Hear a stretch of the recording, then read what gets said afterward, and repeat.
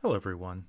Before we get started today, I wanted to offer a bit of a content warning, sort of on two levels. One hand, we are going to be talking about a very sensitive topic, cults.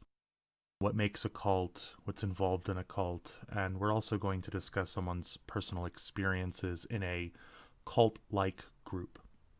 And with that being said, a lot of what we're going to be discussing is based on our understanding of what a cult is.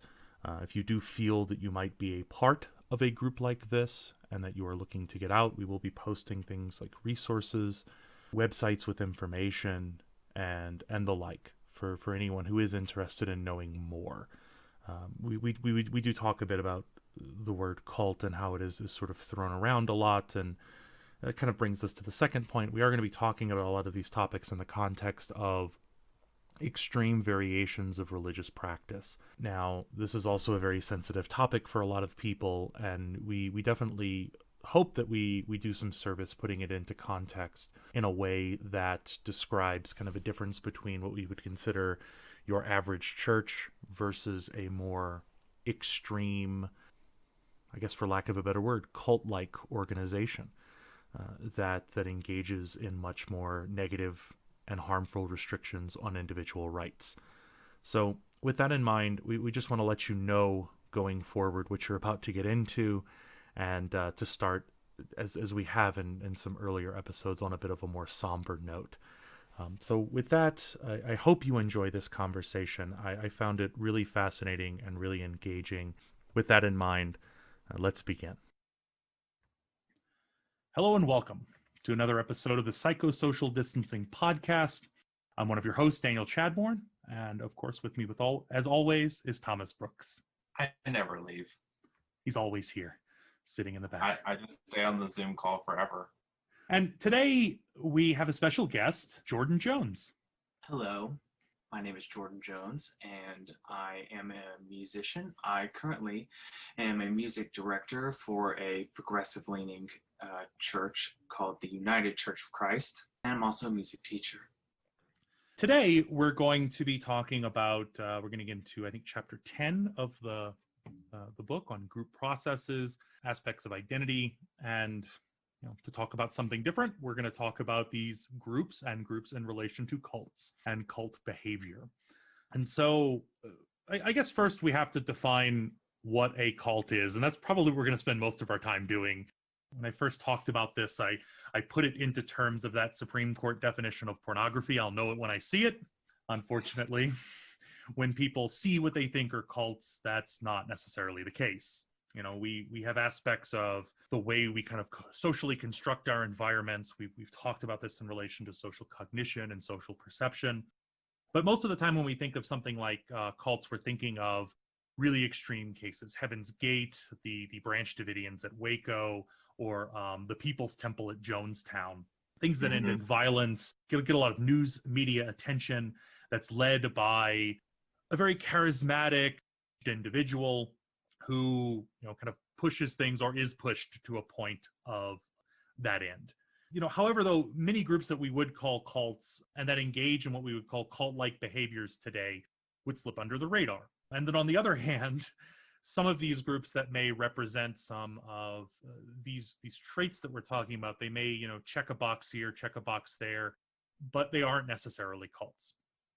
And so some have claimed that, and I'm definitely going to say, there are some people's opinions. We joke about getting canceled every episode for Jordan, who's joining us, and I don't want Scientologists to sue us, but some have claimed.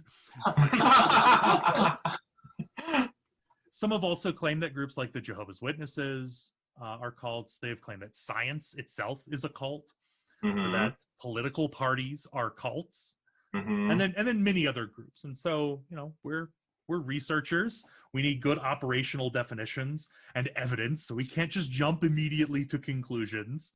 But whenever I'm talking about something a little controversial, I like just setting out the facts. And if it just so happens that this group that you're thinking about, or this group that you know something about, is checking off every one of these boxes, well, I'll let everyone. I will say that, one thing to keep in mind when looking at cults is that a lot of cult-like behavior boils down to just basic group processes. And so like there's a special like mixture that you need to hit in order for something to be a cult. But just about every group that you, listener, are going to be a part of is going to have some sort of cult-like activities going on. So don't just freak out and self-diagnose every membership that you're a part of as a cult. Right. By any means. Yeah. Yeah. And in the same vein, again, there may be some aspects of these that are definitely considered things like toxic behavior or not very, we're talking about group processes, non-positive, non-adaptive to engaging with other people. But again, there's this particular combination that you're usually seeing this collective whole of all of these things. I do like to bring up, there are a couple. So defining cults can actually depend on your background. So I did my master's thesis in kind of evolutionary psychology with someone who focused on an evolutionary history of ritual behavior and religion. And so when you're talking about cults in that anthropological context, every group is a cult. Every major religious organization could be referred to in that kind of sociological, anthropological sense. And there are some academic theologians who study what they call cults who view the way that we might talk about it and the way that we're going to talk about it in certain contexts as a very inappropriate term. That when we're talking about this, any group that has this kind of intense shared interest could be a cult, or this kind of systematic belief structure could be a cult. Things like a cult of personality, or when you look at the history of Christianity or Judaism at the time, that they're referred to as death cults in the literature. Basically, it's a group of people who have a belief system of what will happen after you die. You believe that there is an afterlife. This is what your group is focused on. And we wouldn't refer to that in the same way that we would refer to Jonestown. We were watching someone on YouTube. Do you remember his name? Who talked about the origins of Christianity as being a mystery cult. At the time when Christianity was formed, there was a bunch of different branch offs of other major world religions that all followed similar, like saviors. Was it communion? Yeah, they had a love feast. The man's name is Richard Carrier, and most of his work revolves around these mystery cults, specifically Christianity as one of these mystery cults. And so there were three main things that it usually was connected to a deity of the local religion. So whether it be the Roman pantheon or Judaism or the Persian religion, a love feast, and also initiation. Those are the three things. And they all popped up at the same time. Yeah, they're all popped up at the same time. Yeah. And so outside of this, like theological, sociological, anthropological sense, we have other examples that within some religious organizations, especially more conservative religious organizations, they would refer to any group that deviates from the orthodox scriptural truth as a cult. The orthodoxy is the most correct. Everyone else is wrong, which seems to be a common trend if we look at a lot of different, sects and groups. And then also things like former members, their families, and those that treat them. So like psychologists who work with people who've actually left what we would call cults in the sense that we're going to talk about them. They focus less on the belief of the cult. And this is, I think, where kind of this important break, especially if we're talking about things psychologically, they're focusing less on the belief of the cult, but on the behaviors of the leaders and the group itself that essentially violate human rights or harm others. And saying that groups that engage in these set behaviors that ultimately may benefit the leaders of the group or may benefit those in charge, but ultimately harm or disenfranchise or impede the basic rights of the individual, that's where we're getting into talking about what is a cult. One thing that is interesting about cults that I bring up in my lectures a lot is that the United States does not actually track the number of cults in the country, but other countries like Austria, Canada, China, France, Germany, and Russia, they all have their own separate definitions of cults, and they keep track of cult behavior within their borders. So it's a little gray here And I think it would be gray in those situations too, but there are some formal, definite legal definitions of cults as well, just not in this country. I don't imagine that's part. I mean, we get into, norms of a group, norms of a country. Part of that may come down to a lot of First Amendment issues. People's freedom of speech, people's freedom of religion, or the government cannot impede. And so if the government was keeping a list of religious organizations or what people would define their organization as a religious organization, that probably would not sit well. That probably wouldn't go over well. There's a Christian cult called the 12 Tribes, and they actually pay taxes in order to keep the government off their backs. Oh, that's interesting. Mm-hmm. Yeah, they go to rallies and they, preach about the fact that they're paying taxes. They're like, we're one of you. I mean, I guess that would make sense too. I mean, if we're supposed to keep that separation, the idea that you're kind of doing your own thing, but they're like, no, we want to be involved in politics. We want to be involved in all this. We want to sway people. We'll pay taxes if that's what it takes for us to do it.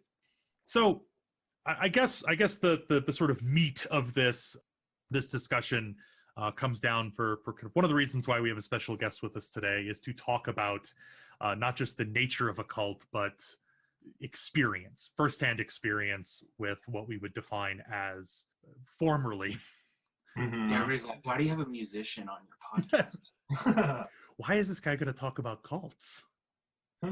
Yeah, so why are you here to talk about cults?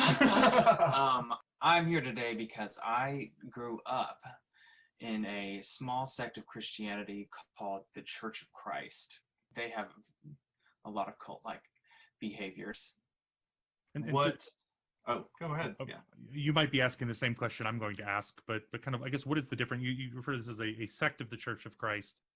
And so what would this be different in terms of, I mean, obviously, I think it would be fairly easy for anyone with any kind of knowledge of general Christianity to be able to maybe set these two apart. I guess the best way to explain it is kind of to compare it to the Church of Latter-day Saints. How there's the mainline Church of Latter-day Saints, and then there's the FLDS, the Fundamentalist Latter-day Saints, which they believe in polygamy. But whereas the mainline Church of Latter-day Saints do not. So that's kind of the same with what I grew up in. There's the mainline Church of Christ, and then I belong to a fundamentalist sect of the Churches of Christ. And something that keeps these churches in their cult-like behaviors is every congregation is completely autonomous. There is no central governing body to kind of keep churches in check. They all just kind of do their own thing, so things tend to get a little out of hand. Yeah. And so there's sort of a basic, I guess, structure. So I mean, your basic tenets that anyone in the Church of Christ. I mean, I grew up Catholic, so it's kind of that. And if a church breaks away from those tenets, the pool is so small that word spreads quickly, and that church is quickly disfellowshipped, and you know not to go to that Church of Christ anymore. Mm-hmm. And so in this case, they're still following the basic tenets, but is it that they're maybe adding certain aspects to it that kind of such as associating with churches that are a part of other denominations. So because we don't consider, or I say we, but I'm not a part of it anymore. The Churches of Christ do not consider themselves a denomination because they consider themselves to be the true church. And so any other church that calls itself a denomination or has a name like Presbyterian or, Baptist, they are not a true church. So if one of the congregations starts associating with them, then they have, they've essentially tainted themselves. And this is within the coalition of sects. So like mainline Church of Christ can associate with other denominations. Yeah, well, no, it depends. Now, part of the mainline, typically no, there's no mixing. But my sect calls the mainline church the digressive Church of Christ, because they have digressed from the true nature of the church, and so we cannot associate with the digressive Church of Christ. And there are very distinct visual differences when you walk in, so if you're walking into in the Churches of Christ, mine is specifically called a one-cup Church of Christ, and then there's the digressive. So if you walk into a one-cup Church of Christ, all the women have long hair, they do not cut their hair, all the women wear dresses, but if you walk, and walk into a mainline Church of Christ, people are going to look like pedestrians. Like they're not going to look any different from anybody, but people in my church will look like, a Pentecostal woman.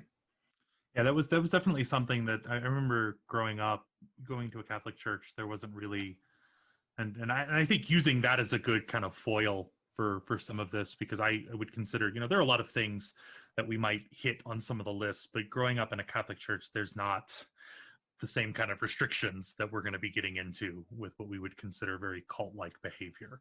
Mm-hmm. And I remember my first, it was actually at a Mardi Gras, seeing someone with, those fire and brimstone, everyone's going to hell signs, and they were like Catholics. And I was like, wait, what did the Catholics do? And then I was like, oh, well, it turns out that if you're not Catholic, everyone hates the Catholics. But yeah, that there was that distinction between our group and don't associate with these others, or these others are wrong. That was a very, especially teenage me, a very new experience, like kind of opening up to a lot of these differences that a lot of groups like the one you're in, I mean, that's their common thread. Or one of these common aspects. Do not associate with these other sects. They're wrong. Do not associate with these denominations, because these are not the real. Mm-hmm. Question. So you have your One Cup Church of Christ that you grew up in, and then there's the mainline Church of Christ, and now you're in a United Church of Christ? Oh my gosh. So, not to make things more complicated, but what's the distinction between the United Church of Christ and are you just like jumping from Church of Christ to Church of Christ here? So they actually have nothing to do with each other. There's no foundational similarities between the two. They both sprung up from different parts of it. Like, my church comes out of actually the founder sprung from Presbyterians. He kind of was like, he wanted to bring the church down to regular, ordinary people back in the late 1800s, and he was sick of high church, and he was also sick of Calvinism, which is that God has already picked out all the chosen people that are going to heaven. So he was not about that. So just picked a new avenue to make the way narrower. Mm-hmm. But anyway, and then my United Church of Christ comes from a congregational church background, which is a little bit more of a one-size-fits-all church. So that's kind of the best way to put it. It's very liberal and very progressive. Mm-hmm. One of the things that I found was sort of a list of 8 factors or 8 concepts that generally at least show up in these models to some extent. Some models might leave one out, some models might include more. But I thought it might be, I guess, easier to kind of talk about this and sort of talking about these concepts. And we talk about your experiences, Jordan, but also maybe try to tie in some of the social psychological aspects of how some of this works, how this might actually be acting upon someone, especially. I mean, maybe it's a little, I'm trying to think of the best way to word it, but there's probably differences between people who are born within these groups. So, I mean, and I'd imagine those pressures are probably, in some cases, maybe even more difficult to break away from if you're kind of born in an environment where that's just all you know, versus someone who is recruited. 100%. I have several friends who have tried to break away, and since the church is so small, everybody knows me, and they know that I, broke away. So they kind of come to me when they've broken away, and after a few months, they can't handle the real world and they go back. Mm. Were you born into it, or were you recruited? No, born into it. Yeah, like, and it's generations of Church of Christ. Mm-hmm. So, and as we talk about these, like, I think, at least for the listeners, it'll be kind of clear why it's so hard to break away, why it could be very difficult to kind of find yourself without that support, without that structure, without those people who had been your entire life, and then have to kind of do things on your own and find your own way, find something else. So what makes a cult? So the behaviors of groups that kind of usually dictate if they are a cult and how they respond to dissenters and non-members, a number of factors. Again, not every cult checks off all of these boxes. and then not every group that might check off one or two of these boxes is a cult. I want to consistently repeat this point so that, someone listening isn't immediately turned off and is like, oh, you're bashing my group. Don't do that. Right. Maybe if they check all these boxes, reassess, but there's one or two things, maybe, You're probably fine. So the first one is a control of human communication within the group. So it's a level of this control. What the person sees, what the person hears, what the person reads and writes, it alienates members from the outside world and to keep them from hearing negative press, especially about the leader. But in general, it kind of constructs the information that's involved. Mm-hmm. Yeah, this definitely happened. Like, our media consumption was very controlled. No Harry Potter. Yeah, obviously. No liberal media of any kind. A lot of TV. I was not allowed to watch a lot of TV shows. And my family wasn't like this, but a lot of the families weren't even allowed to listen to secular music. No secular music. A lot of them didn't have TVs either. Some of the groups that were a little bit families that like homeschooled their kids, no TV at all in the home. And that's another aspect, like, again, nothing against the average homeschooler, but there's a huge trend of homeschooling, or at least self-taught aspects amongst a lot of these groups. I was a homeschooler growing up, and I was a part of a co-op, and we didn't have like an organized religious structure. So like every family was from a different religious background. But like growing up, my parents were always like, okay, don't tell your friends that you're trick-or-treating this year. Don't tell your friends that you read Harry Potter. Don't talk about any music that you listen to ever. So I would get like prepped before we'd go to these homeschool meetings. Like, you can't say anything. If it doesn't have to do with Jesus, keep your mouth shut. And I was like, okay, Bob, I won't tell my friends what I'm into. Yeah, my parents were like that too. Because my parents were a little bit more lax. So it was way funny, like years later after high school, and like I watch all my homeschool friends like discover Harry Potter for the first time in their 20s because they had to wait for so long to start watching and reading it, and now they're obsessed.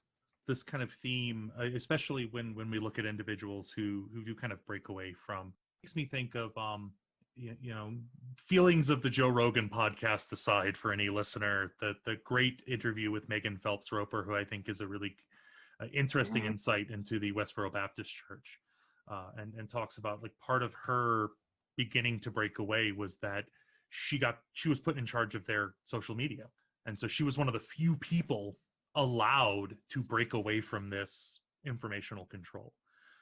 She was able to interact with other people on Twitter. She was able to get in debates and kind of argue with people, but also to kind of read and view some of this outside stuff to, inform members and whatnot on. But that interaction in part helped to kind of break some of that, because it wasn't just this kind of carefully curated. And what we're talking about is nowhere near extreme as that you can get in some cults where they're not just saying, trying to restrict it, but knowing that some information is going to get in, but in some cases restricting it to such a high degree that you literally know nothing of the outside world.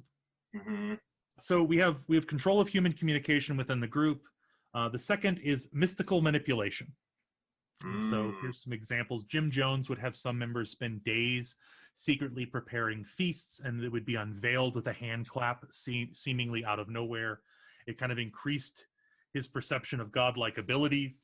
Also, it's added that group members are often left with the feeling that they are in control of their own destiny and can leave any time, but they're not, though they're being manipulated, that they're kind of being manipulated behind the scenes, where there are things kind of put into place to build that quality that this group is particularly special, or that the leader of the group has some kind of higher special ability than they actually have. And I'm not sure. This one gets a little iffy when you look at a lot of, I guess, kind of groups that sit on the edge, or groups that would fly under the radar. You don't have someone like maybe David Koresh saying that he's Jesus directly, or someone like Jim Jones kind of setting up these elaborate, almost, hoax-like demonstrations.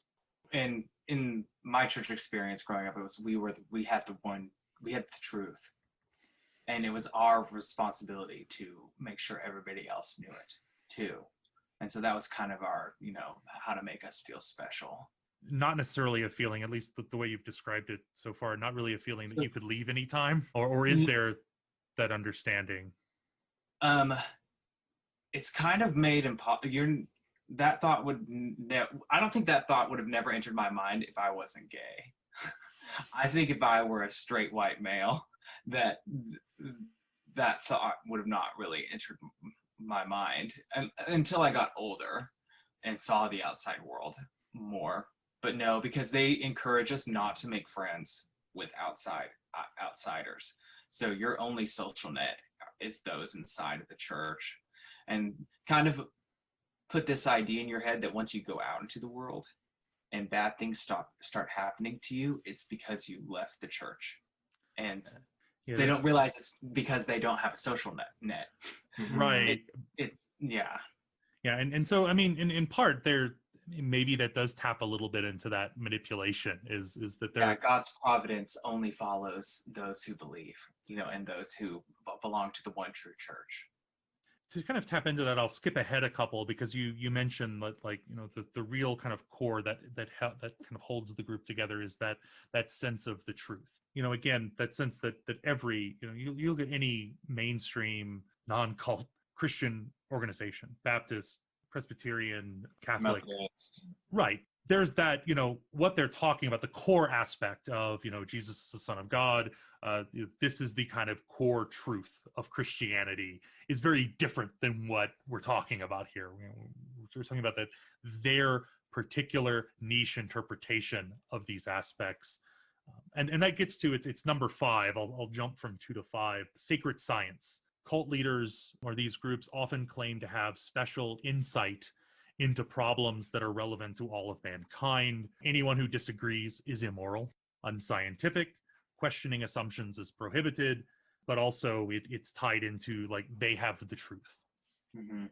A lot of, not pertaining to my upbringing, but a lot of these non-denominational churches that are kind of, when you go to their website or talk to somebody about it, their foundational beliefs are nowhere to be found. It's all just come and experience the love of Christ, in your heart.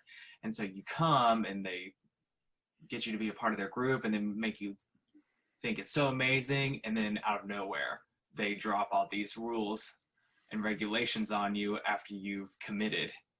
And so, after you've made all these connections and you've created this social net, it's kind of hard to leave once, I think, and we had talked about this a little bit before as we were kind of getting ready to start. I don't really think it's in this list, but it is definitely, when we get to the BITE model, there's that idea of love bombing, where you join these groups and they shower so much attention. And especially if you're in a vulnerable place, or, even if you're not in a vulnerable place, it's like night and day if suddenly 20 people are showering praise and adoration and being just super kind and nice to you.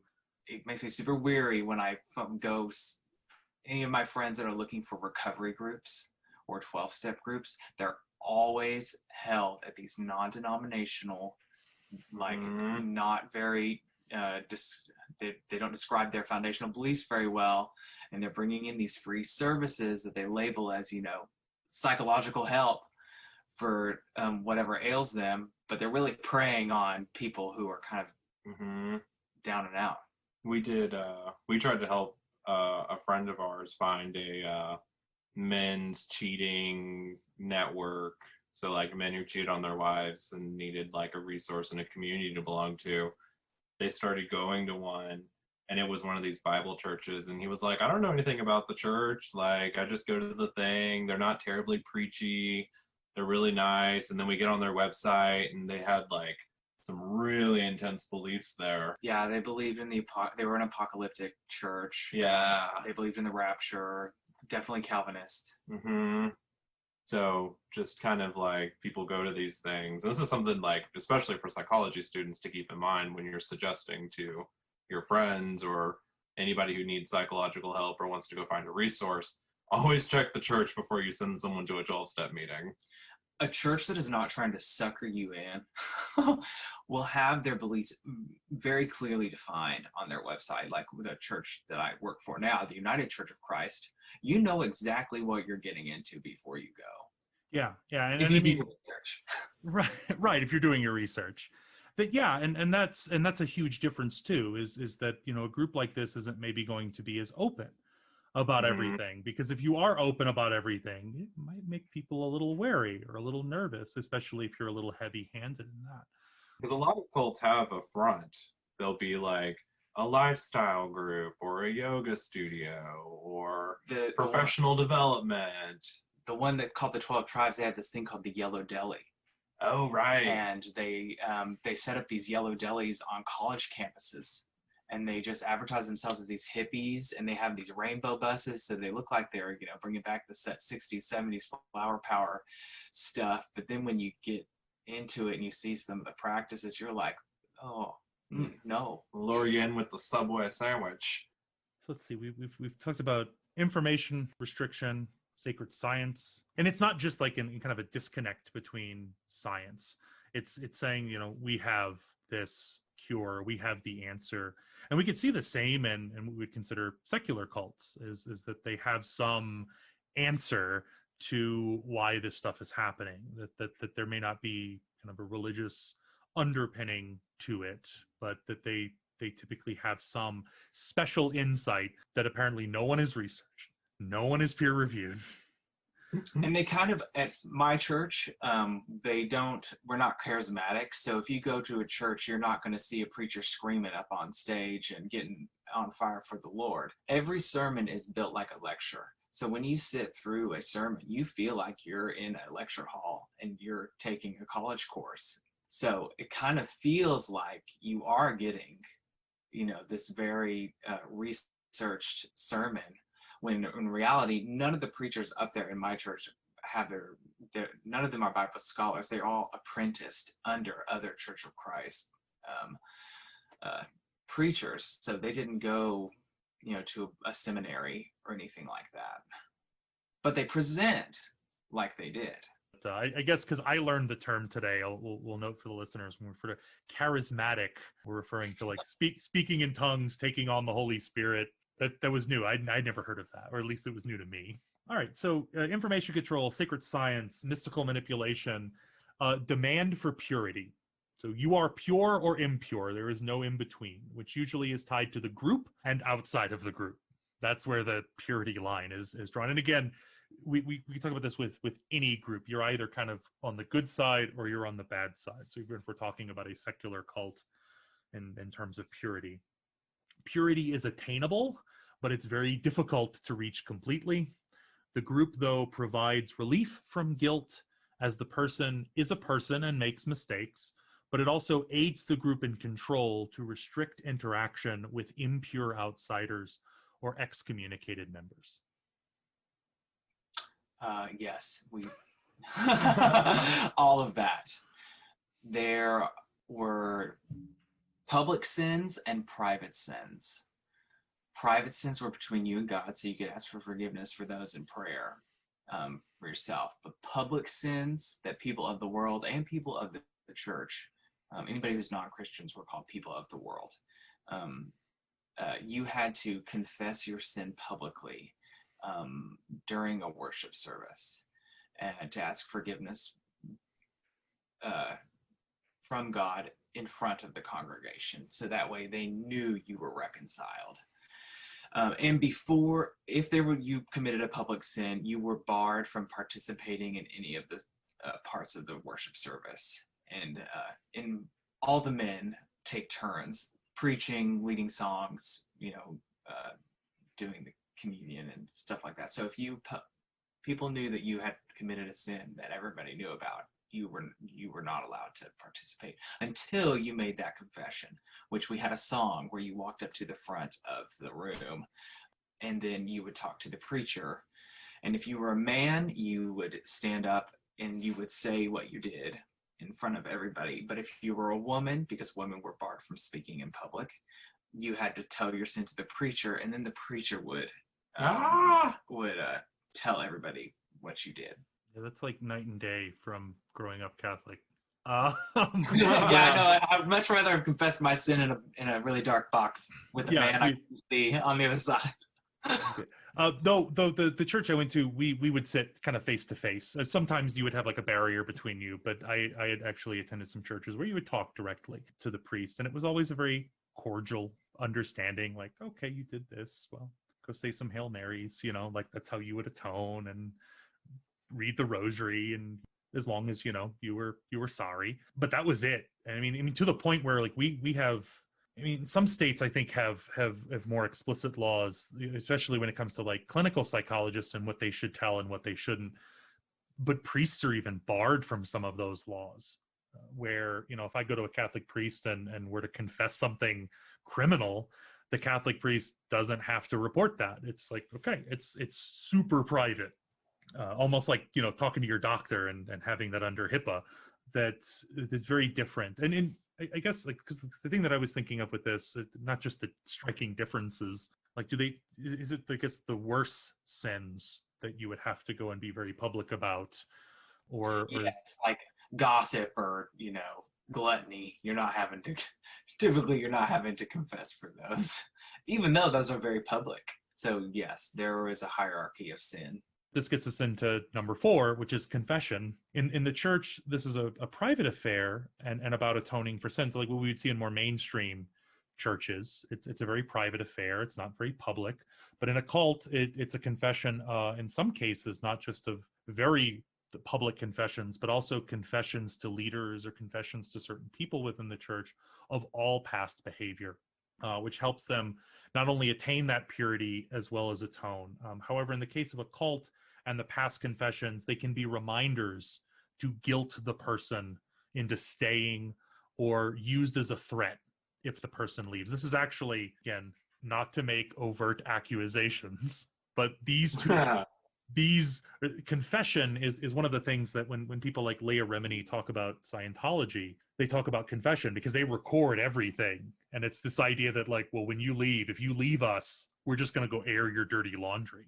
We're going to go let the news media know how terrible a person you are. And so it was making me think, is there something, particular sins that you would have to go confess in front of the church for versus the ones that you can kind of just ask for forgiveness on your own?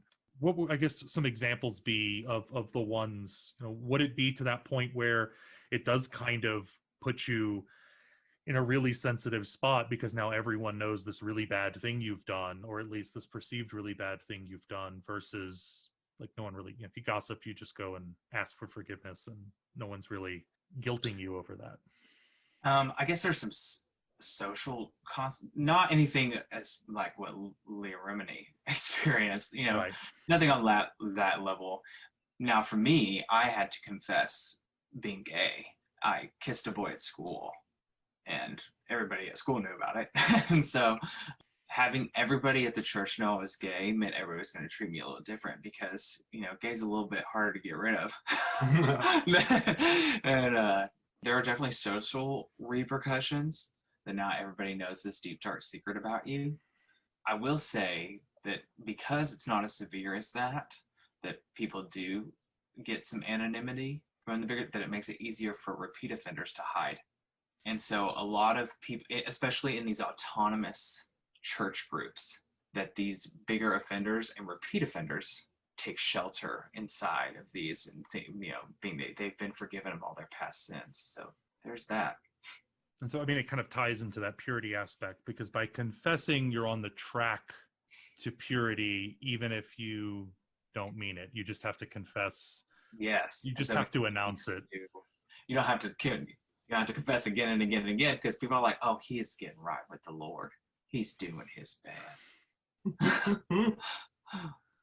I know a few that aren't necessarily doing anything illegal, but like gay men who have married women who are repeatedly cheating on their wives with men. And because they have confessed their sin, everybody knows that they struggle with the sin of same-sex attraction, but they're married to a woman, so on the right track. So it makes it a little bit easier for them to, sneak a little something on the side. Mm-hmm. I mean, that to me almost seems like, in this case, it might not check. I mean, there is a confession aspect, but it is probably a little closer to what we would see as maybe a more traditional confession. Because I would imagine you could see the same thing in the same way, that if you were part of the Catholic Church, you go talk to the priest, you confess privately to the priest. And I mean, you might be back in there every month confessing about the same thing. And the priest is going to walk you through it, absolve you of your sins, tell you what you need to do to make amends. And then you kind of go on. That it really comes down to kind of the person in this case. And I mean, there is a sense of purity. There is a sense of like, I need to maintain a set of rules, and I need to kind of achieve a particular moral character. But even then, like mainstream religion, like there is that need to maintain moral character, but we're not talking about it at the level of, but if you're not part of our group, you will never be pure enough. Mm-hmm. So the confession might be a little, I mean, because I could see the demand for purity and what you're describing, but the confession kind of there's like a gray area that we're kind of sitting in, because it's not necessarily to the level of I'm going to use your sins against you if you leave. Yeah, or there's none of that. There is excommunication. Like I am barred from services until I make a confession, and renounce my homosexuality.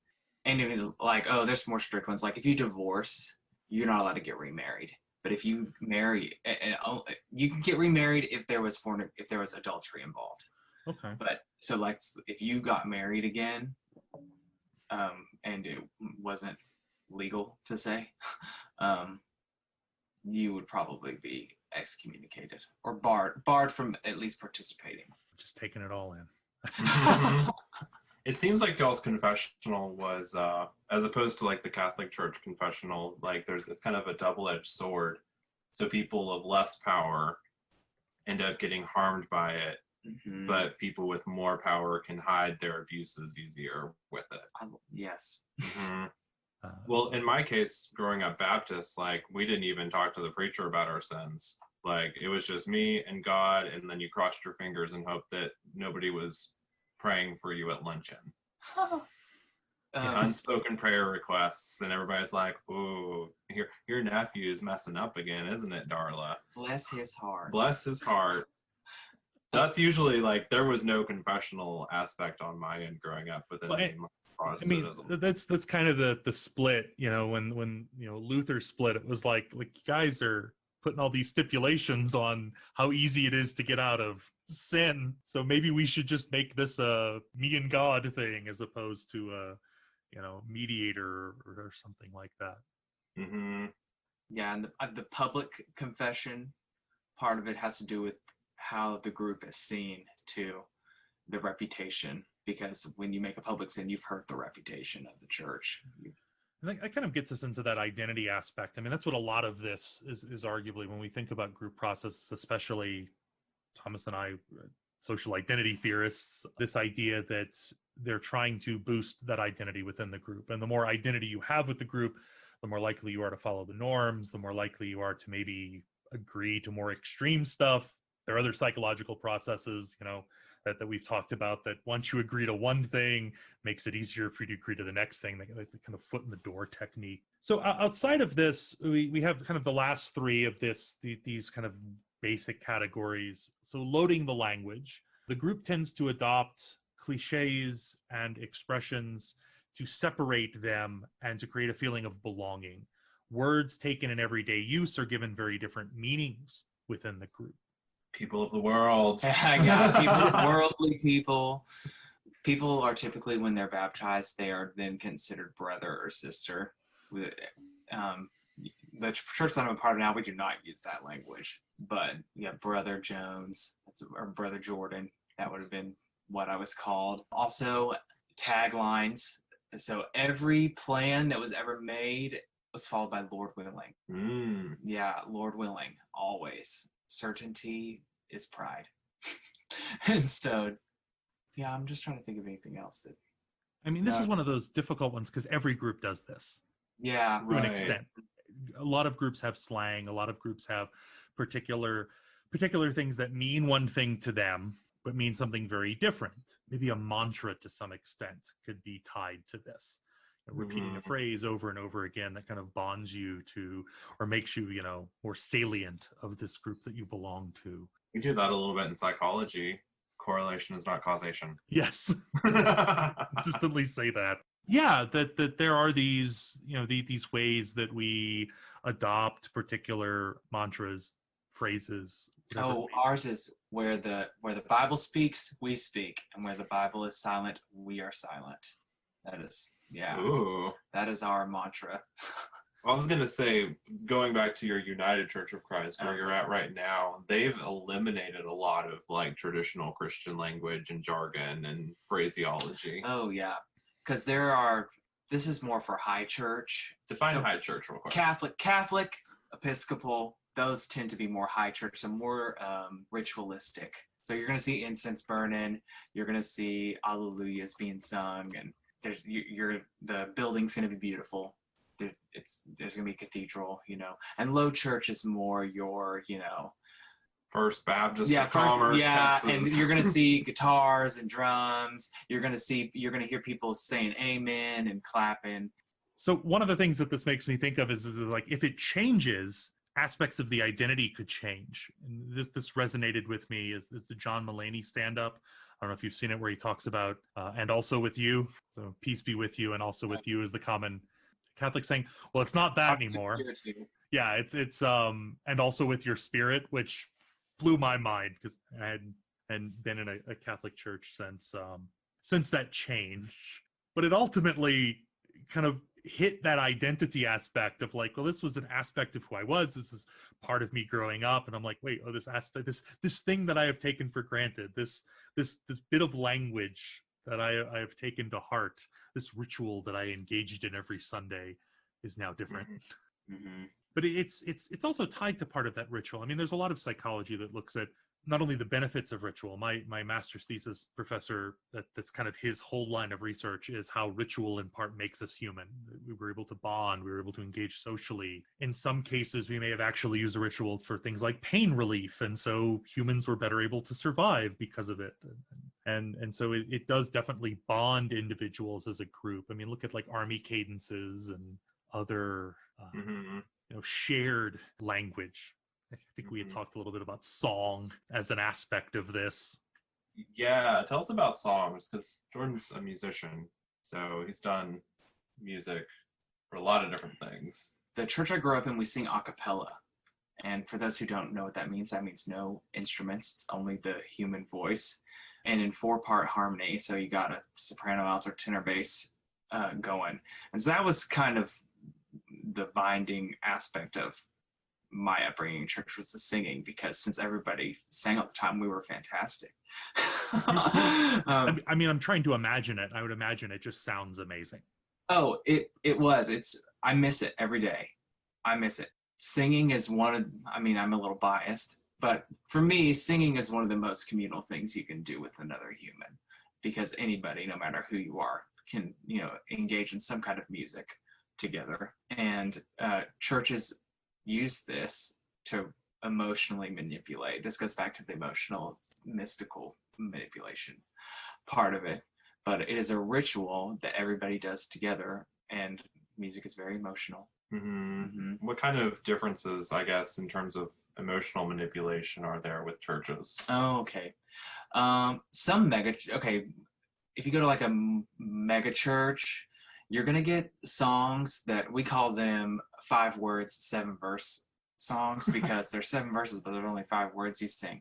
And as you sing the same thing over and over again for like anywhere from 5 to 10 minutes, and people get weepy over it. It elicits a very emotional response. And when everybody's doing that around you, some walls are broken down and you feel closer to the person next to you, even if you don't know them, if you never met them. And so a lot of people are drawn to church services solely for that emotional high they get every Sunday. My church does not engage in this. We engage in song, so there is some of that, The present church? Yeah, the United Church of Christ that I'm at now, we sing a lot, but we do not do this repetitive. And the higher church you get to, the less, I guess, how do I explain this? The less emotional response you get, and the more meditative the music is. So like if you go to a Catholic church, everything's very, and kind of slow and thoughtful. And so it's more meditative, and that's kind of what it is at my church. We have our hymns, it's a little bit more meditative. And then you go to a mega church and it's this high energy, high emotion experience. I've heard you talk about, and this is my favorite genre that you talk about, but the Jesus is my boyfriend music. Yes, yes. Where does that fit in? Okay, so there are a lot of contemporary Christian songs that talk about your undying love for Jesus and your personal relationship you have with him. And so it's almost a love song to Jesus. And when you do that enough, it's that mantra, you've convinced yourself that you're in love with Jesus. And that's at the core of a lot of denominations and Christian sects, this love for Jesus and what he did for you. And when you believe that he did anything for you, then whoever's in control of you at whatever particular church you at, if they tell you that you need to do this for Jesus, you're going to do it. Because Jesus is your boyfriend. Yeah. There are these lines, because I definitely, I'm nodding emphatically when you're talking about kind of that meditative aspect of a lot of Catholic Church, because that was, but part of it too. It kind of gets you into that mindset. It opens. Again, we can tie this into kind of non-cult talk and talk about on one hand, music as a way to sway attitude. So that catchy upbeat tune that goes along with McDonald's to get you to feel really good about McDonald's, or to at least attribute positive feelings with Coca-Cola. But on the other hand, like we can talk about aspects of like meditation and prayer as being beneficial, especially for individuals who can kind of get into that meditative state. There's a lot of research on meditation, and if that makes it easier for you to enter that meditative state, I like to argue I've tried to meditate. I can't quiet myself enough to do it. If you do it to like something that's like a drum, like a super monotone drum beat or like binaural beats, it's a little bit easier to get into it rather than just like laying there in silence and then letting your brain like run rampant. Yeah, and that's kind of like when we get into, I guess, sort of the kind of evolutionary, the cognitive side of where these processes may have become really adaptive, like engaging in meditation and getting people to a meditative state could have benefits. It has, we see cognitive benefits. You can have issues with pain relief. You can have issues with, again, not like a long-term, it's suddenly going to cure you, but being able to allow you to kind of enter this state to kind of get through something. And people use yoga and meditation and whatnot for similar things. But when you start getting into the realm of Jesus is my boyfriend type songs, that also kind of taps into this idea that if you're kind of really building up this, and again, there's this line between a love of Christ and this line between having Jesus is the Son of God, Jesus died for our sins belief system, and kind of taking that to a point of, well, because of that, I now also need to be mean to these other people, or because of that, these other people need to be hurt, or because of that, I should put myself in a precarious position to benefit this leader, as opposed to maybe using this as kind of a moral code or a series of really good stories about life and morality and whatnot. That there's that step, and that's kind of why we have these discussions of what is a cult and what isn't a cult. There's a lot of, I guess, misinformation and disconnect. It's easy for one person to view that as like, well, that's just cult behavior, versus in some cases, most mainstream cases, it's not, where you've got a priest going like, all right, you love Jesus, right? So this is what we're going to have to do. We need to go rob these people now, or we need to, but utilizing that becomes, or is at least, if it's being used to manipulate, it's that mystical manipulation. It's the kind of tapping into that. Yeah, usually when I talk about this in my class, I usually tell my students like, yeah, like groups may check off a lot of these things, or you might get a little weirded out by some of their like group practices, like meditation or speaking in tongues or Jesus is my boyfriend music. but you got to look at the individuals and how they are responsive to this group. So like, is being a part of this group a net benefit to them, or is it taking away social ties? Is it taking away financial sources? Are they, becoming more and more precarious and more isolated by being a part of a group? Then we need to start looking at culty behavior. But just because, people are singing in Latin doesn't mean that it's automatically a cult. Yeah, I have an uncle who does his mass in Latin. He's a Catholic priest. Oh. So like that's because there's that, don't get weirded out. That's pre-Vatican II. That's We've been talking. I have a friend who goes to traditional Catholic services, and before COVID, we talked quite often of wanting to go, just because I think it's a beautiful experience. It's a very different experience too. Like, especially using stuff like this to juxtapose more extreme variations. That you could consider this a very extreme variation, because it's not. One of the things that I learned in studying kind of history of religion and whatnot with this is that this kind of old, like I want to call it old school, because it is like the oldest of schools with these religious practices. It's very much tied to a lot of, you can go back hundreds of years. I remember sitting through his first mass, and the priest does not face you. Their back is turned to you, because they're having a conversation with God and you're just there to witness it. You're a bystander, which is very different than more modern Catholicism, or like kind of that Vatican II Catholicism, where you're a part of it. There's a part in the service where the priest has a particular prayer that is supposed to kind of metaphysically bring the church closer, kind of bridge the gap, as it were. But it's a very, and I mean, it's all in Latin, everything to go with it. Yeah, it's it's an amazing experience to at least experience once in your life, to go through that, just to kind of see, because it's very different. It's not something that I think most people get to. I mean, unless you've got a church nearby that does something like that most people get to go to. My litmus test for going to a new church, when I look around and see what's going on, is what is this ritual that they're performing every Sunday inspiring everybody around you to do? Are these people going out? Are these people forming a community that positively affects those that are part of it and those that come into contact with it? Or are you joining a club to get inside those pearly gates? Well, and that was kind of one of the arguments of why you saw the change in the Catholic Church, is that they had this engagement with the priest wasn't engaged with the congregation at all. People were just kind of going to church, and then afterwards they'd go out and they'd sell their goods at the market square. They trade and do that. But when they saw that shift, it became much more about this direct interaction. People were involved. People got to experience the same kind of interaction with the divine that the priest was, and it was. And I think you started to see more of that willingness to like, oh, we're a part of this. This is something that I'm engaged in. I can now go out and do these good things that we spent Sunday talking about in mass, as opposed to sort of just being there because, hey, I gotta make it into heaven. That's all I'm here for. Mm-hmm. Trying hard not to preach.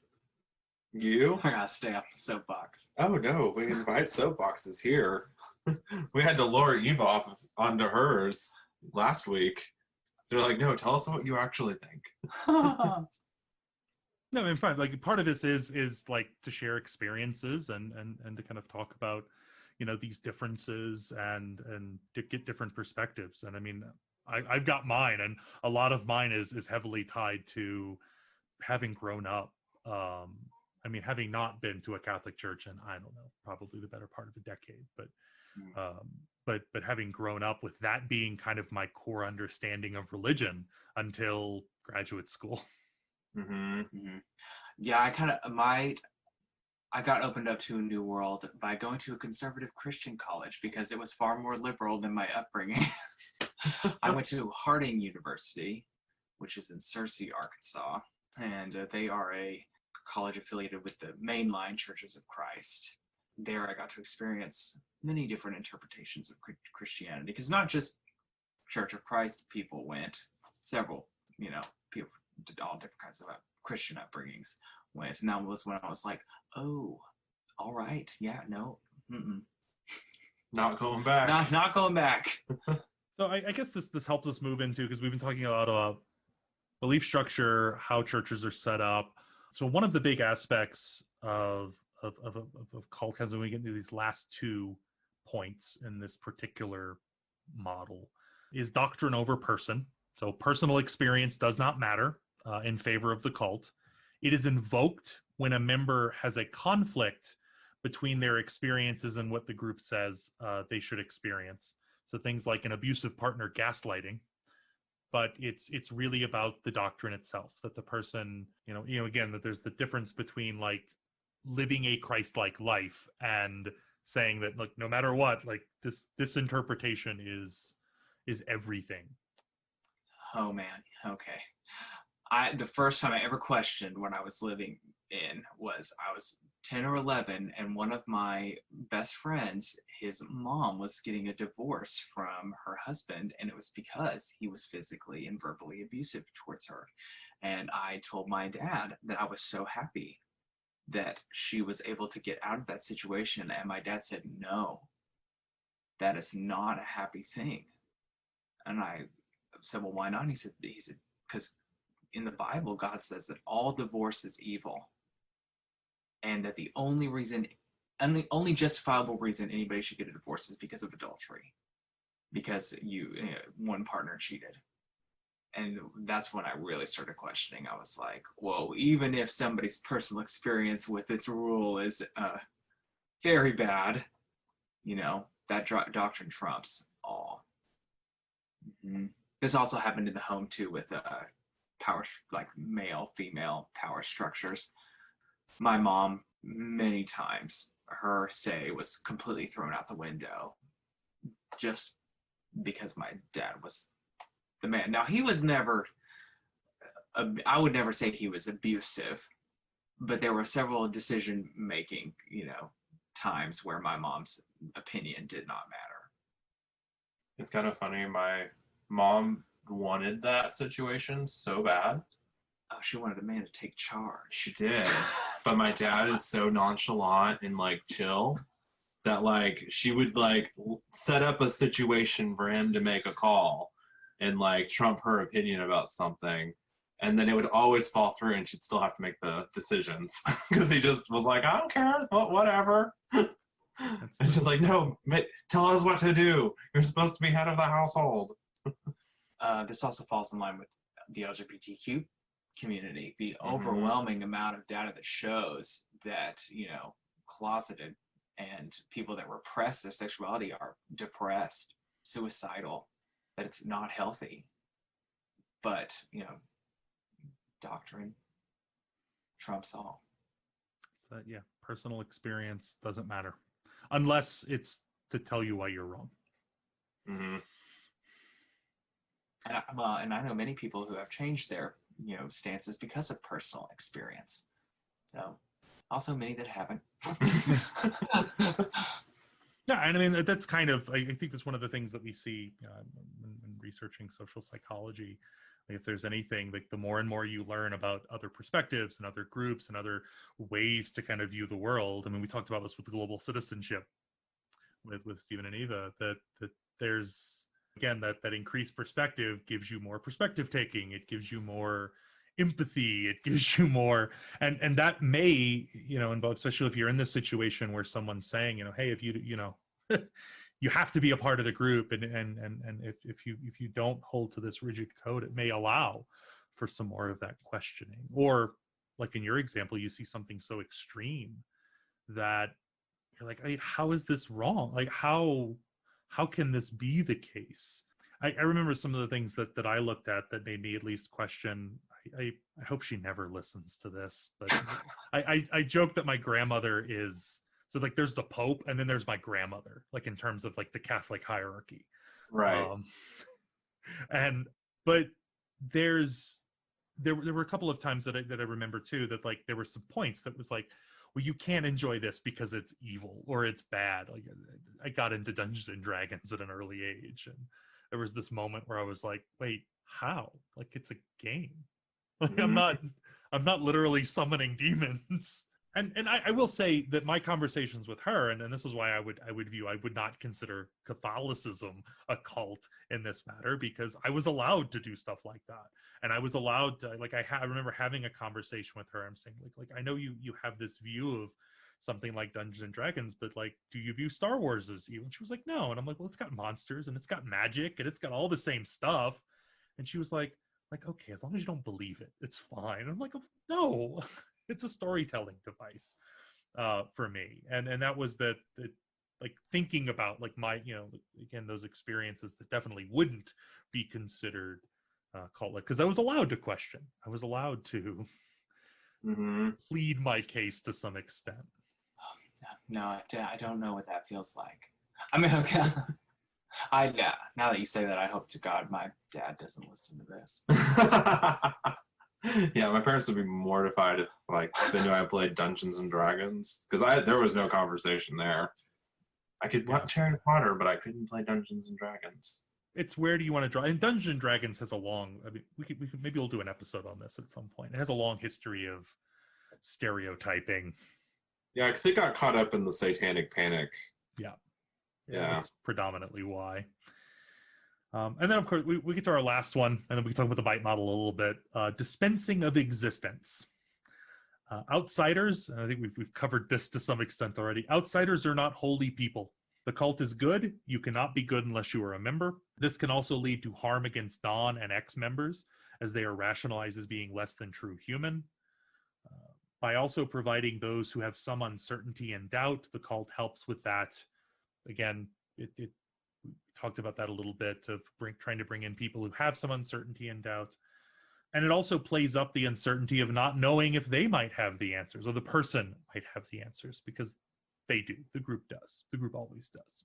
Every school friend was screened.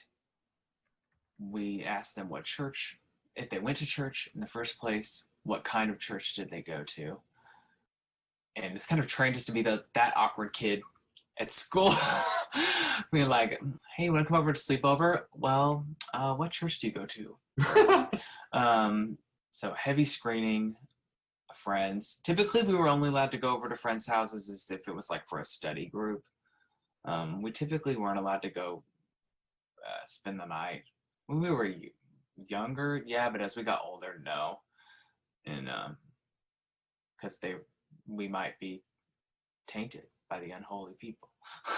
And a lot of judgment going on too. Like that, I remember I went to a very small, I grew up in a very small town, so the people I went to kindergarten with, I graduated high school with. And so there was a girl that I had known since kindergarten. She got pregnant in high school. And when my dad saw her and that she was pregnant, it was because she wasn't a part of the Church of Christ. She had,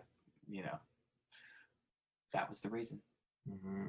Talk about the courting, because obviously it's a little hard to date in that kind of situation. Okay. So we kind of rode the line between courting and dating. Most dating was supervised, and you didn't get privacy until you were quite far along in the dating process, going to be married. But we were advised not to marry outside of the church, always marry in, because you were getting married to somebody who wasn't a part of the Church of Christ. You were what was called unevenly yoked. So that there would always be that chance that your partner would convince you to leave the fold, because even if they converted initially, because they had outside experience, they were more prone to going back or leaving or questioning and taking you with them. So we would have these things called young speakers meetings, and it was where you would meet your partner. I definitely, the girl that I dated for 2.5 years and we had talked about marriage very seriously. I met her at a young speakers meeting, and like my parents and her parents had conversations, and like we were dead set. But pretty much everybody I know did this. And something I mentioned earlier is once you proposed, typically the woman would move to wherever the man was, no matter where it was in the country. Like say you lived in Texas and the guy you met lived in California, you would move to California and the girl would live with somebody from the congregation until they got married, just so she could be around the family and be around and stuff. And so that is a regular story. I mean, it makes me think, like, thinking back to this checklist is that informational control. So you're not engaging with people outside of the group, but also in part that dispensing of existence. Like outsiders, they're not the same as insiders. And I mean, in your case, you're describing that even if you have someone who had some of that outside experience, they're almost not even considered the same as someone who has kind of wholly been within the group. Mm-hmm. Yeah, if you were an adult male or adult female and had recently converted, you were pretty much off limits for a while. So thinking about, I guess, these 8 concepts, they're sometimes really difficult to pin down. So, I mean, I think we talked about a couple that maybe don't quite fit as cleanly. There are a couple that there's definitely some kind of, this gap or gray area between. There are some that are much more clearly defined, how certain groups might view outsiders or how they might, control aspects of information. One of the more modern models of this process, or kind of engaging in cults, comes out of the work of Hassan. I'll put a link to his website and some of the information about his model, which he's talked about. And he's actually a former cult member. He helped to break away. He had help. People helped him kind of realize certain aspects of the cult. He has a couple of influences that he talks about in a couple of his YouTube videos and whatnot, where he talks about what helped him see some of these aspects. And he's helped to develop what's called the BITE model. So BITE. It's actually a far more comprehensive model. And one of the things that I think to some extent Thomas has done in his class, I've had my class go through the BITE model with pick a group. So what group is a cult? Is the faculty association a cult? Is the alumni? I think the alumni association. I get a lot of phone calls from them, and I never truly feel like a true graduate from that school unless at least the alumni association might make me feel that way. Or is that, again, if we're talking about different levels, is something like a church a cult? Is a group, this group a cult? Is science a cult? We could go through the BITE model. I asked them if our class is a cult, and then we put our class into the BITE model. Oh man, yeah. There'd be part of me that would be worried, because I would be worried some of my students might see me as, I know we've talked about power and conformity. I wouldn't want to be seen as that level of an authority figure. I just like to make them aware. Yes. I also have a really spicy take in that class when we pick groups. It always ticks off somebody. That's kind of the nature when you're talking about some of these things, is that, especially if we're talking about the nature of extreme fundamental religious groups, is that it's probably not going to sit well with some people. It's sometimes you have to walk a really fine line in discussing this, or I think in discussing religion in general. Much in the same way that if we're talking politics, or again with politics, religion, and sex, those 3 things that everyone gets a little antsy about. But this BITE model represents it's BITE: behavioral, information, thought, and emotional, and it's levels of control. So again, not every cult checks off all of these boxes. Not every group that checks a couple of these boxes is a cult. Again, like we've talked about, a lot of groups use different language and things like that. So I guess I'll go through the BITE model, and we could talk about this in relationship to your experiences, Jordan. We could pick completely different groups. We could pick our the classes that we teach or the universities that we work at. Is this podcast a cult? Ooh, is this podcast a cult? What am I doing here? We need Where are more. you taking me? We love you so much. I feel it. Do you feel bombed? Such- Do you feel love bombed? Such a good guest. Perhaps. So, so I'll ask any listener, if you've made it this far, to kind of go along, pick a group, and let's see how many boxes we can check off. I don't know if this is going to get someone into trouble later on, but we'll see. We'll Now, see. is a political party a cult? Is a again is a particular organization, is a business a cult? There are a couple of individuals who have broken down a lot of different organizations. One of the things that they tend to look at are certain multi-level marketing groups, and some of them arguably are not. Which one? Starbucks. Is Starbucks a cult? As an employee, I worked for Starbucks for 6 years. Oh, I spent 5 years working. Okay, maybe I'll ask. Let's go through this. I worked. One of the original ideas when talking about group processes, I was going to talk about corporate decision making, because I spent 5 years at Blockbuster during its down, like right as Netflix was starting.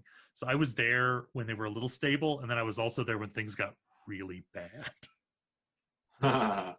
So, is Starbucks a cult? Was Blockbuster a cult? I think there's still one Blockbuster left in Alaska.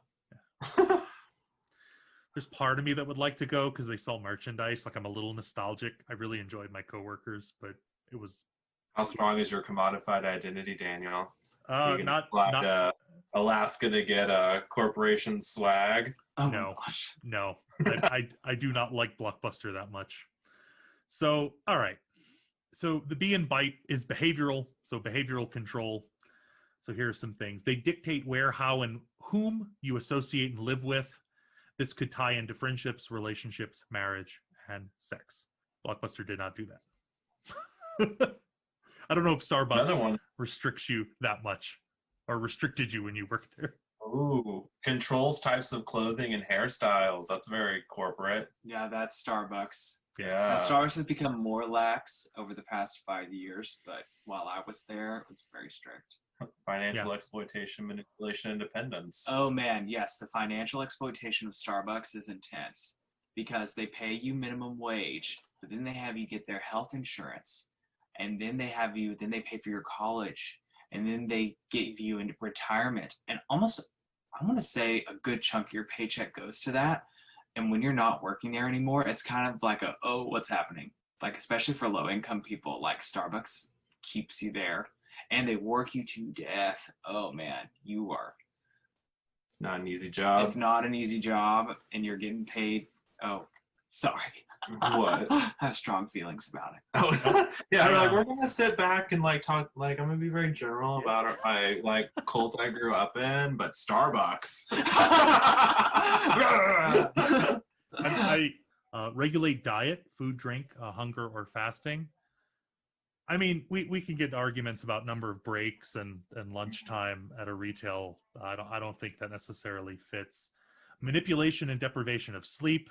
If anyone's ever worked a double shift before, I don't know. I will say, working at my first job was at a Sonic, and they had us on there for 8 to 10 hour shifts. And when you work at a fast food restaurant, you're kind of limited to the food that is served there. So oftentimes your paycheck goes back into the lunches that you have to buy at the place because you don't have enough time to go to another restaurant or even get a long enough break to go to your car and have food that you've brought. Yeah, so you're limited in a lot of cases to what you can get very close. Mm-hmm. And so, but in this case, it would be I don't know if you would want to necessarily call it an unwilling or it's not like the manager or the CEO. Oh, yeah, you're not forced to the CEO is not cramming chicken nuggets down your throat. Now, going back to sleep, at Starbucks, we did something called clopening. And so especially valued employees who did their job well, aka me, I would be put on a shift where I would close and not get out of there until 10:30, 11, and then I would have to come back at 4:30 in the morning. Mm-hmm. Worked a couple of jobs. There are some states that have laws now that say you have to have an 8-hour break or a 10-hour break. I mean, even 8 hours isn't enough because you got to get home. You're not going to go to sleep when you get home. Yeah. Yeah, Wyoming doesn't have that. I feel like Texas probably doesn't. Yeah, Texas probably.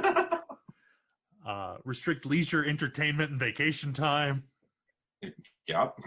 So is your standard 9 to 5 job a cult? It's not looking good so far, guys.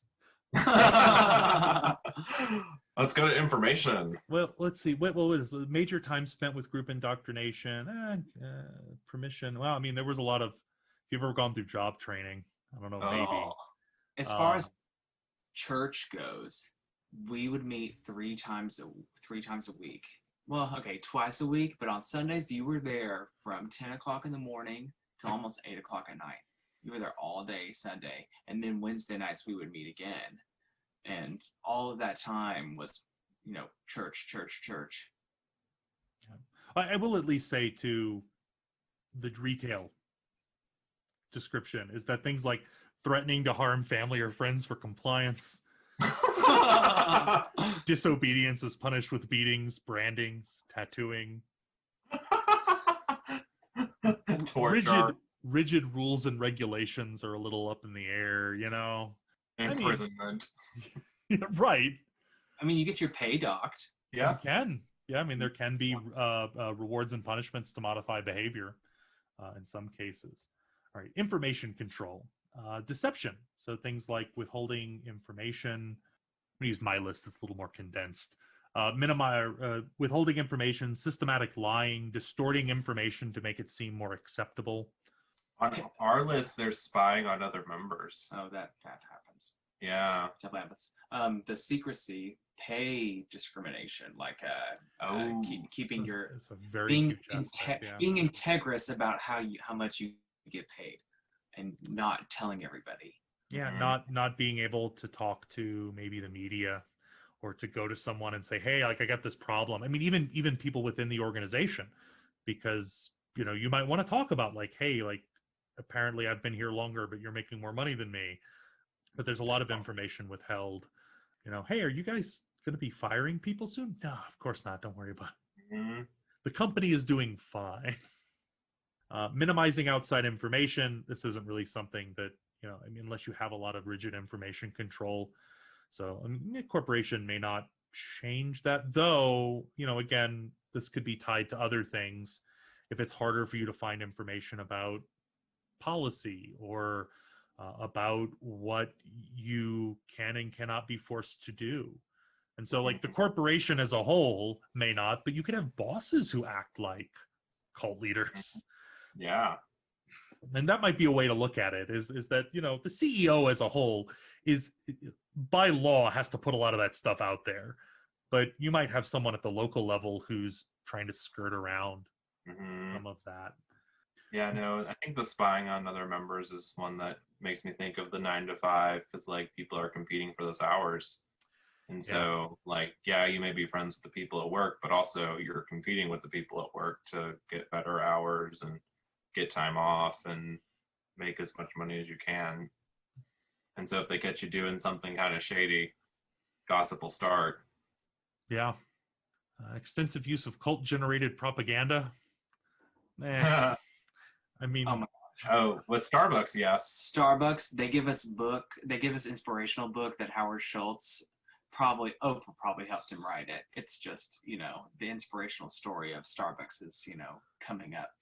It's trying to build that social relationship between, I guess, the company in this case, because of the founder is the company.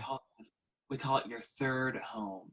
Ah! Yeah, because your third space. It reminds me, and this might get into thought control, but it reminds me too of that viewing your job. We're family here. Oh. Yes, 100%. That's something we have a mission statement that we are supposed to memorize, and it's even printed on the inside of our aprons that we can look up and when we need a little encouragement. What are the associates called there? Partners. Oh, y'all are partners. We're partners. Yeah, so that too, that way of using, that's loaded language. And they give us stock, and so that's why they tell us that. Oh, well, I guess that makes sense. You get some stock, and then that's further investment into the organization. Oh man. Yep. So you're down on your luck. You need a community. Mm-hmm. You don't have financial stability. Starbucks is there to provide. And whatever you put into your retirement fund, they match up to like 6% or something like that. I'll say that I don't know. Well, I guess I don't know. Maybe not all the 9 to 5 jobs. No, when I worked at Blockbuster, I didn't get a retirement program. I didn't get one when I worked at Lowe's for 5 years. When I started teaching, I did, Hmm. but only full time, not as an adjunct. Yeah, no, your adjuncts don't get anything. Let's see. So that I guess that we can move into some of the stuff on thought control. So loaded language and cliches to constrict knowledge. So you again, you have the mantra, you have the, you're a partner. That means something very different in other situations. It reduces complexities to buzzwords, something that shows up in a cult. It also works to stop critical thought because, again, simple, quick words. I have this simple response to whatever you say that helps to make me not have to think about what you have to say because I just repeat the same stuff. Next, when you cover someone's shift, you're not covering a coworker's shift. You're helping out a partner.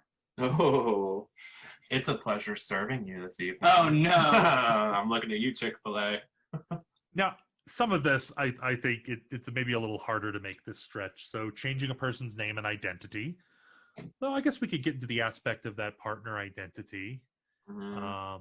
This didn't happen to the employees at PetSmart, but we were instructed to call all customers pet parents.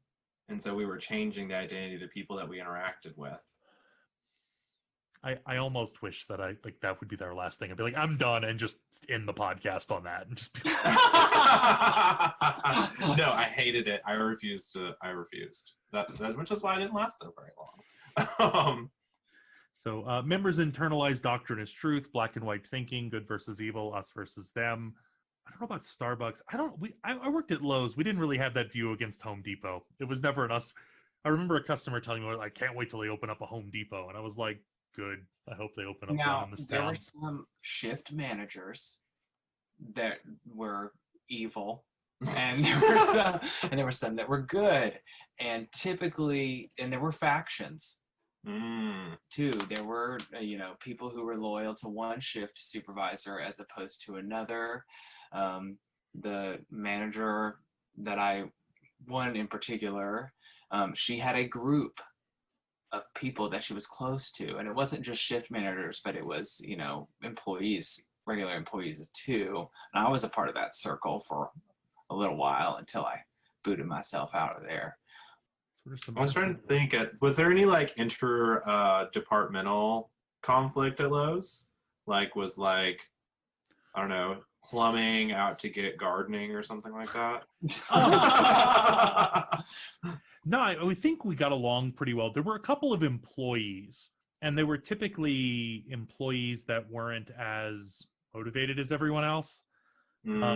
But there were a couple of employees that either had little cliques or that were just maybe less, they just didn't work as much as the rest of us. But there was one in particular that after learning that this employee had stolen hundreds of dollars, had been helping, they built a case against them and had them walked off the premises. I was like, oh, that doesn't surprise me at all. And they were like, it doesn't surprise you? And I'm like, did you not ever see this person work or not work? But there was never, at least to my understanding, there was a bit of a hierarchy. If you worked appliances or millworks, so windows and doors, for a time there was a hierarchy there because you got commission on a lot of stuff. Oh, okay. Now, when they ended that commission, we were all back on that same level, and I got along well with most of the people I worked with there. And the same with Blockbuster. I mean, there was the work hierarchy, but I got along really well with a lot of the employees.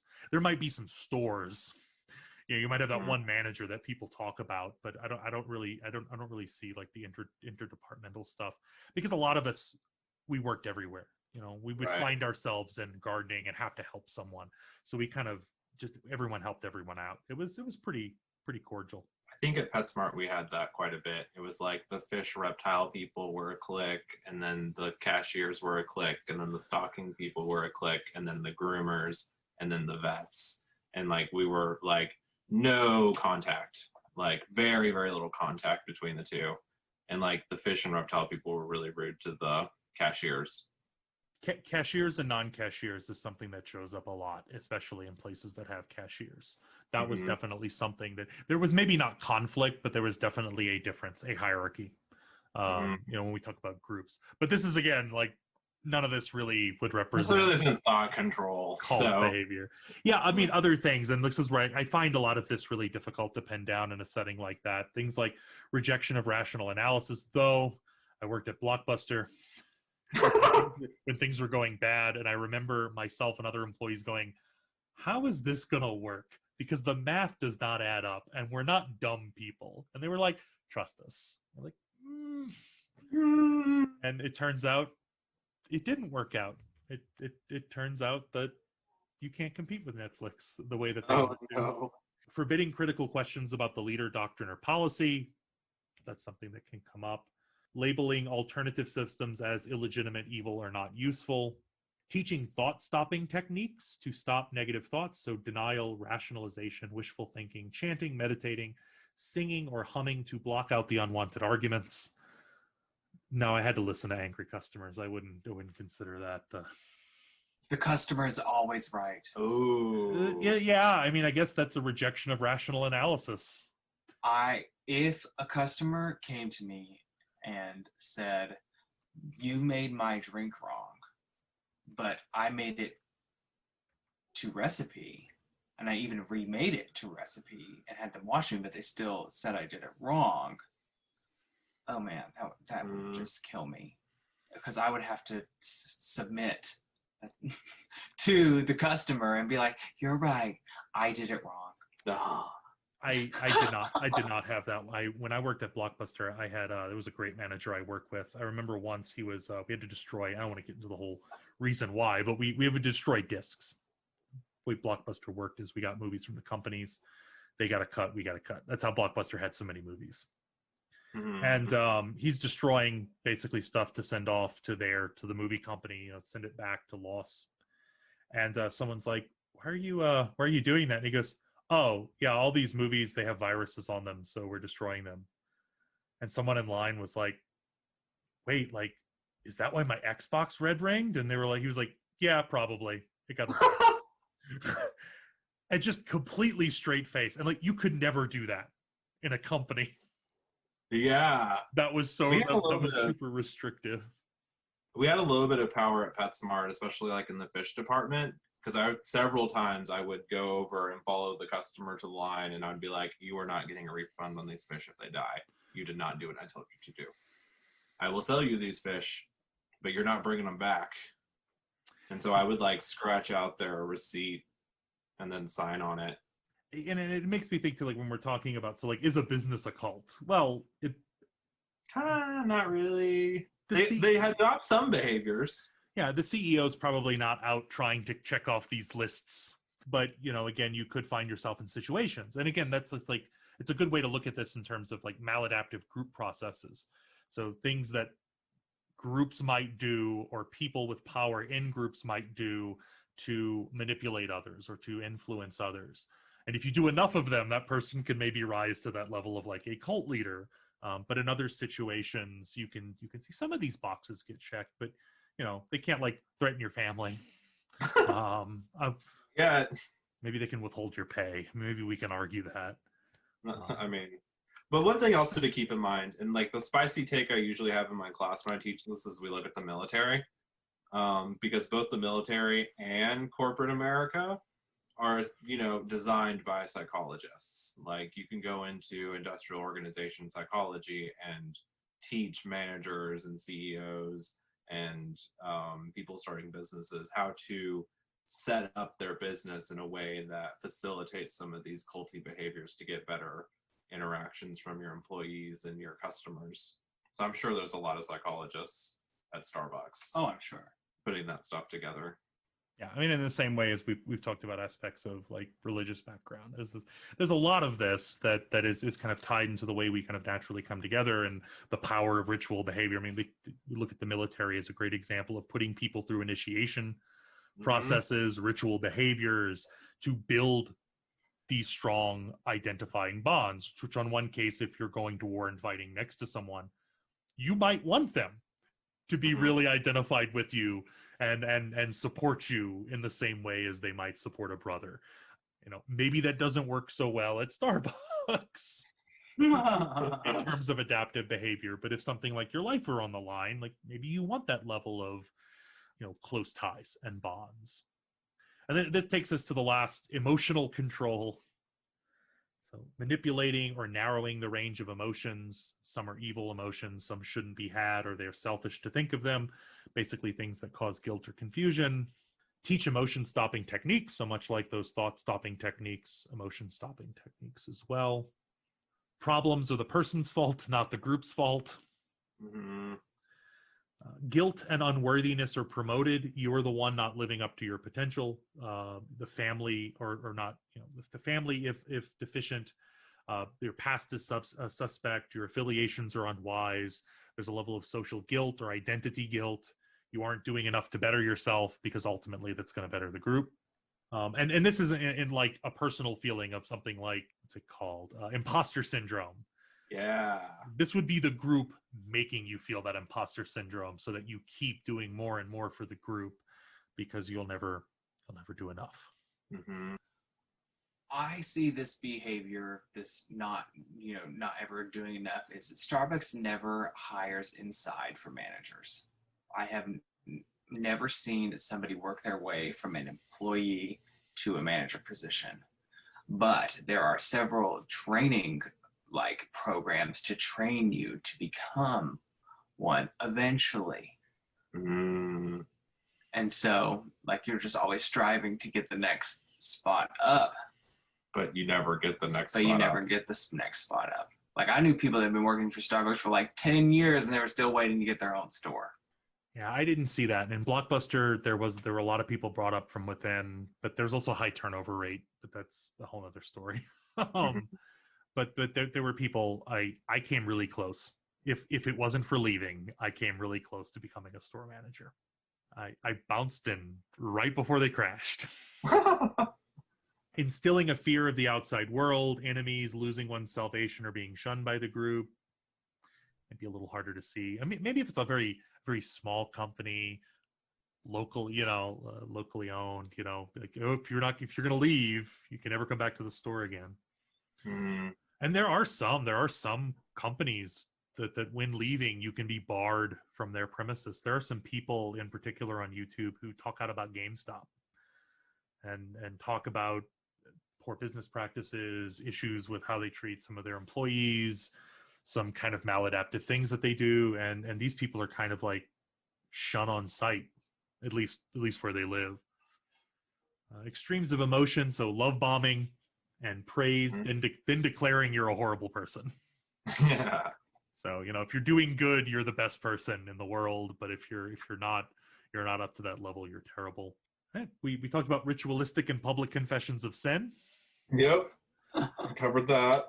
And phobia indoctrination, so irrational fears about leaving or questioning the leader, thinking terrible consequences if you leave.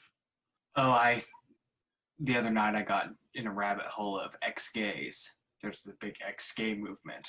People who have lived a homosexual lifestyle, but now they've gone back to the Lord. And a lot of it is they had bad experiences with hookup culture.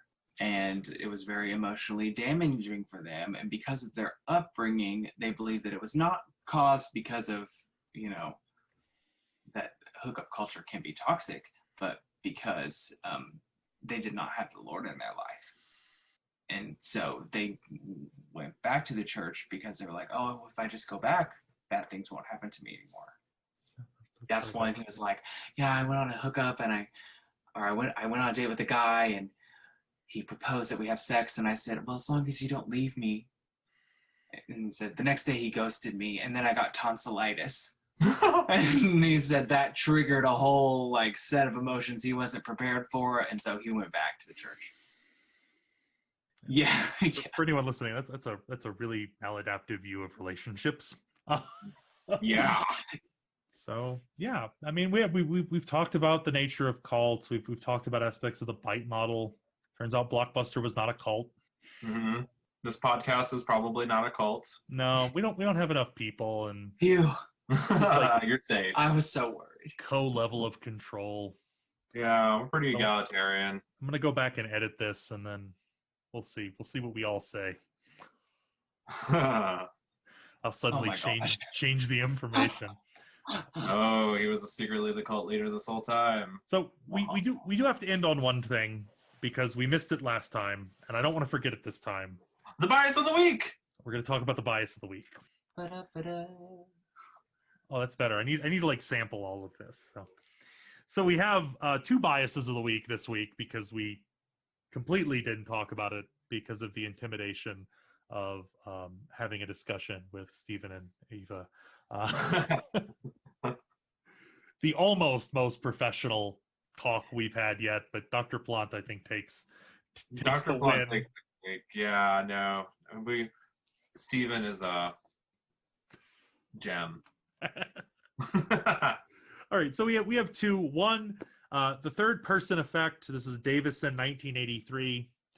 People overestimate the effects of mass media messages on the attitudes and behavior of other people.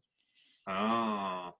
So we tend to kind of overestimate the kind of effects on attitudes that we did talk about how our attitudes are swayed in a number of ways.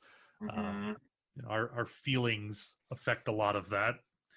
But we tend to overestimate. However, I will say this isn't taking into account social media and the algorithm. Right. Yeah, no, because the algorithm is going to just continuously force feed you the same information. But in a sense of like what we talked about with Dr. Plot with the video games and aggression, like people will make this broad claim that, oh, if you play Call of Duty, you're going to like shoot up a school, when that's not the case. Like it may like add a little bit of aggression to your bucket, which may be empty, which may be full. Who knows? And then the one that I kind of picked, so that was one we were going to talk about last week. The one that I picked for this week, subjective validation. Oh. So this is also called the personal validation effect. This goes back to 1949, and it's the perception that something is true if a subject's belief demands it to be true. That's appropriate for cults. I figured it was very apt for what we're discussing.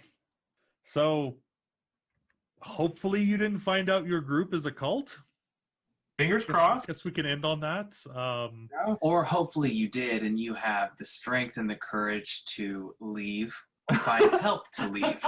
Yeah, and there are plenty of people out there who, ex-cult members, people who work to help people who are breaking away from these dangerous groups, especially groups that are putting them, their families, and other people in danger, kind of all for, arguably, for the people at the top, all for the people who are in charge of the cult, the Jim Joneses, who aren't as widely televised and talked about as people like Jim Jones. Mm-hmm. Maybe we should put a resource and link a resource for this. No, I'll pull some information, make sure that it's linked, that you can find it in the description or in kind of the information about the group. And alternatively, I also am going to send you a URL for how to start your own cult. That sounds like a bad idea. This was in my social site class. She showed us this video. It's by a social site class. Okay. So it's super cheesy, but it's amazing. Okay. Yeah, as long as we're not seriously, it's like that sounds like a really. Why would you suggest that? Hey, we just got to give the people what they want. Some people need out, some people need in. No. So I guess with that, thank you, Jordan, for coming on the podcast and kind of sharing your experiences, talking about these aspects of, for lack of a better word, a cult. Yeah, no, it was a pleasure. Thanks for having me. I really hope nobody I know from my past listens. I will get some serious phone calls. Oh no. So we'll say that the content involved in this podcast is opinion. Yes. And that while we are not calling expressed in this podcast are not particularly held by the host. So we were talking about the research on cults and some examples of what might be considered one. So that we're not canceled or we're sued. Sued. By anyone. Yeah, if we're gonna get sued, it's gonna be your fault. Yeah. Well. All right. So with that, we will bid everyone adieu. Goodbye. Good night. Nighty night.